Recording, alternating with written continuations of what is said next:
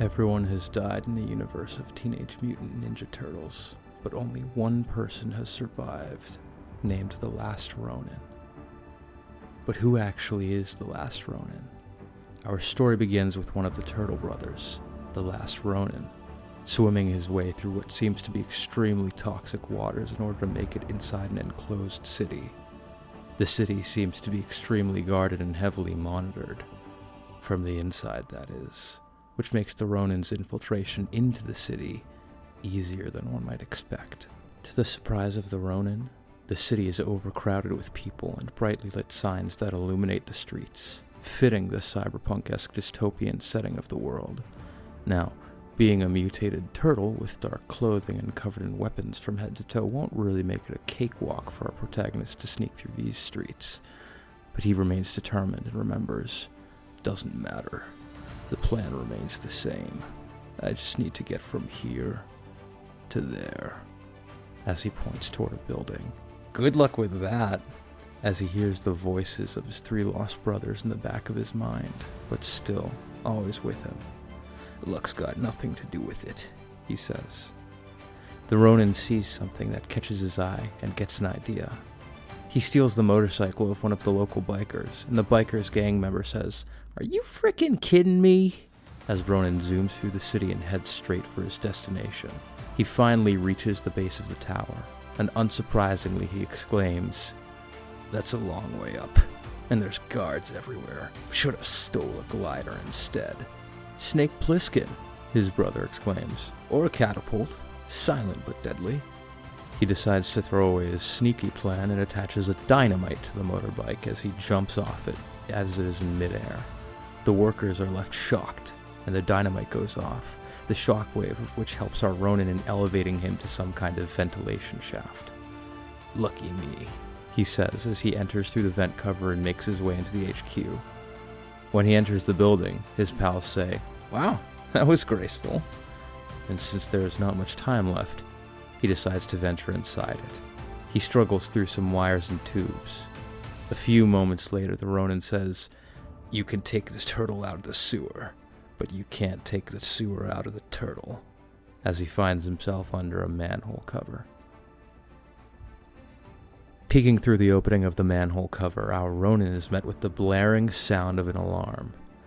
"I don't recall a lot of manhole alarms back in the day," he remarks. Following the alarm, our Ronin is met with a squad of some kind of ninja robo-cops, who identify him as an intruder. The Ronin manages to outplay them by throwing smoke bombs and vanishing from their sight. He then swoops from above and lands a heavy blow, followed by a few more, on one of the robo-cops. As he's walking away thinking it's over, the robot gets back up and yells, "Halt," at him again. Much to his surprise, the robot wasn't down yet, so he continues to give him more of a beating. During this beatdown, Ronin manages to crack open the face of the robot, revealing what seems to be a human inside, meaning these aren't robot guards, but rather some kind of synthetic humans turned into ninja robots. A synthetic ninja, a stinking sinja, as one of the turtles puts it, horrified by their discovery. It only pushes them to go further in the city to find out the truth. Reinforcements have been called, but they're no match for the mighty Ronin, who is able to take them out one by one, and even multiple at the same time with ease. However, he quickly realizes that the robo-ninjas carry more than just katanas. They brandish firearms too. Not wanting to get too cocky, and realizing that he might paint himself into a corner if he keeps this up, the Ronin decides to continue making his way into the main building while evading the cops as best he can. "Remember the basic training. To be a true warrior, one must know when to crouch," he says as he crouches in front of an oncoming train. "When to leap," as he leaps on top of the train. "When to stand firm," as he firmly plants his feet atop the moving train.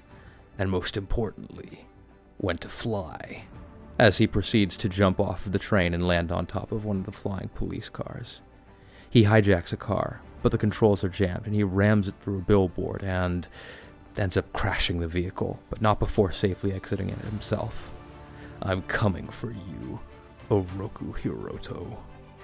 Inside the main building stands a character by the name of Oroku Hiroto, who who is talking to Captain Ikusa. The captain informs Hiroto of the invasion of the Ronin. "We have an unidentified intruder, Master Hiroto. Most likely a rogue derelict from the bottom district." "And where exactly is this rogue derelict currently?" asks Hiroto. "We have him surrounded in the lower business zone. Permission to sound the general alarm?" asks Ikusa. "Permission granted," says Hiroto. "Furthermore, lethal force is duly authorized," he adds. Hiroto wishes to make an example out of this rogue derelict that has caused chaos within the inner city.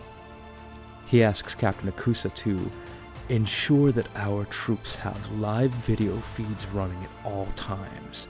"I want this important operation to broadcast to the entire city, top to bottom," followed by pursuit, capture, execution.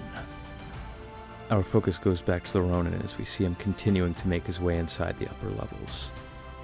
"Oroku Hiroto, so-called master of the Foot Clan, Kurai's bastard son, the Shredder's grandson," he says.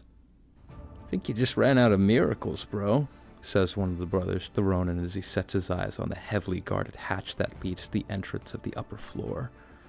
"We've been in tougher spots before, but that's practically impossible," he continues.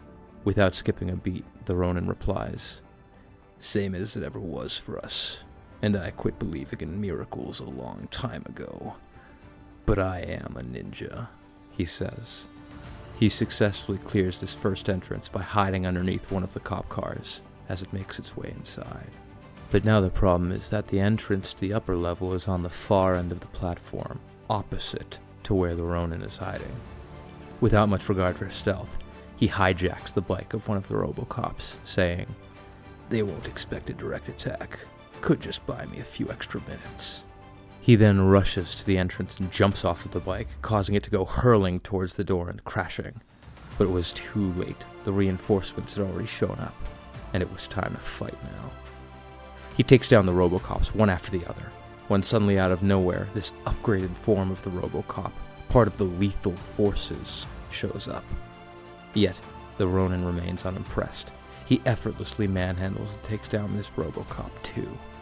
Seeing all this, Hiroto becomes engaged at Ikusa's incompetence in trying to stop the Ronin. He warns Ikusa, "No, I don't think you understand.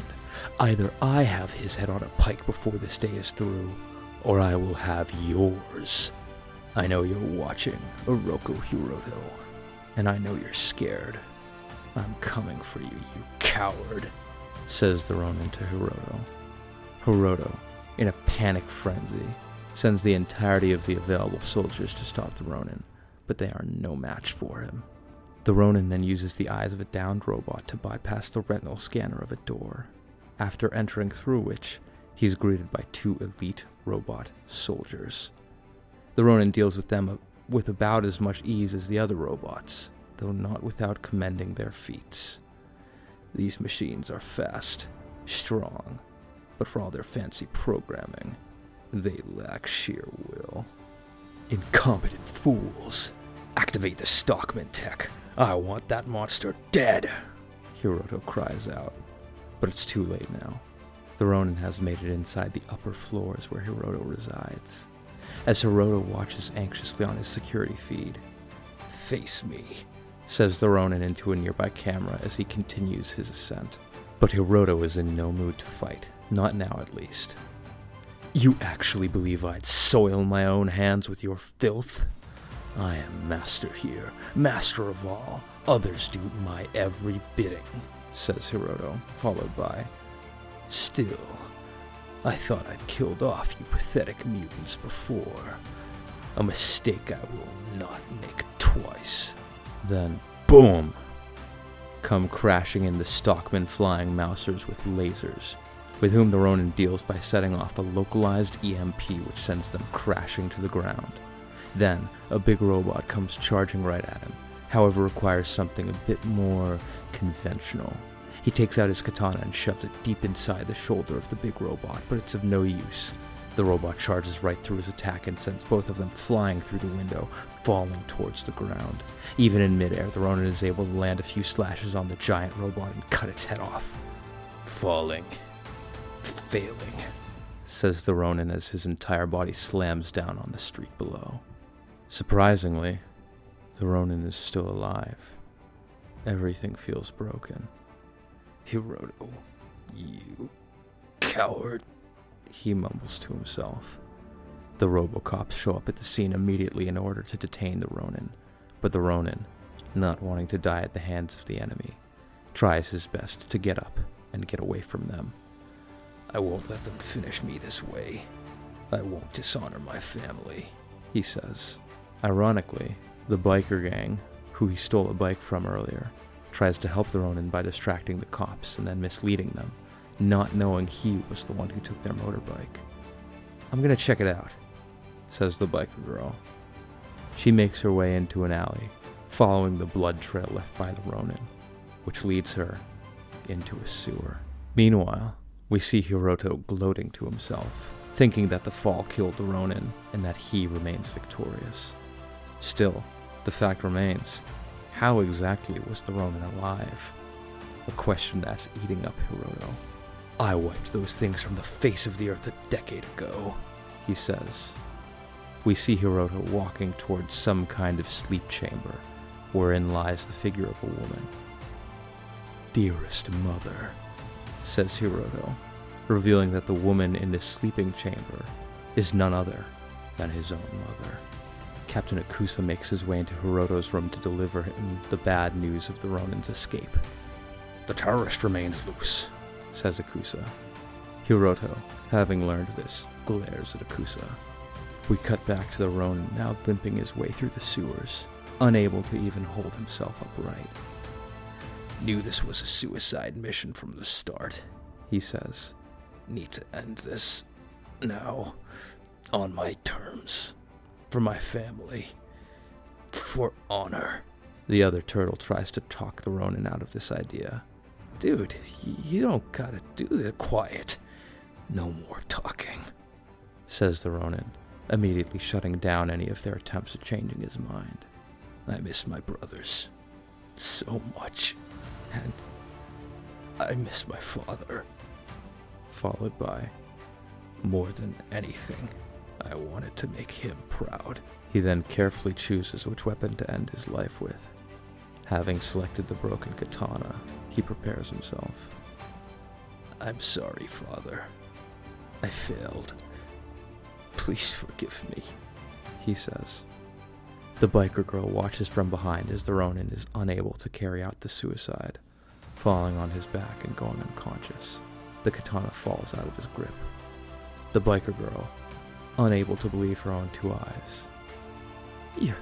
You're a mutant turtle, she exclaims.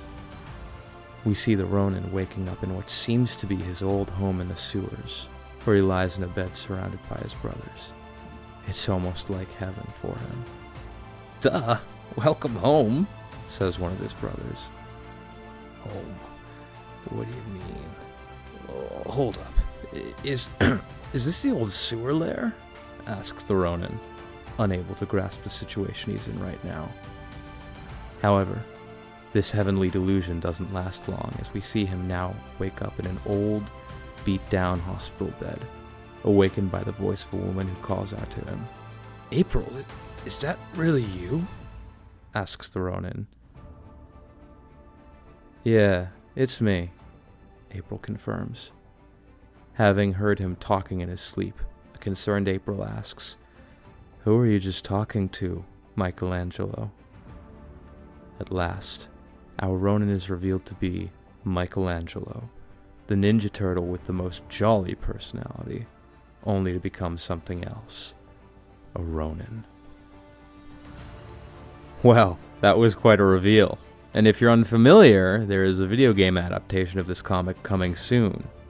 Thanks for watching our video, and make sure to leave a like and hit the subscribe button to stay notified about the upcoming videos of the series.